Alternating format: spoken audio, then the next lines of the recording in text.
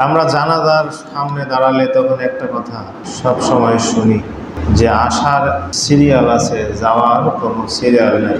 খালি এই একটা কথা যদি আমরা আমাদের বাস্তবিক জীবনে অ্যাপ্লাই করতাম, মনে রাখতাম, স্মরণ রাখতাম, আমল করতাম, বুঝতে চেষ্টা করতাম, তাহলে অর্ধেক ওয়াজই এটার মধ্যে আছে।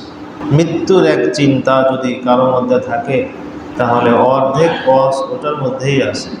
বাকি সে জেনে বুঝে আলেমদের থেকে শুনে শুনে আমল করবে, কিন্তু ওই এক ওয়াজ যদি কারো ভেতরে না থাকে তাহলে অন্য ওয়াজ তেমন একটা ফলপ্রসূ হয় না, অন্য ওয়াজ তেমন একটা কাজে দেয় না।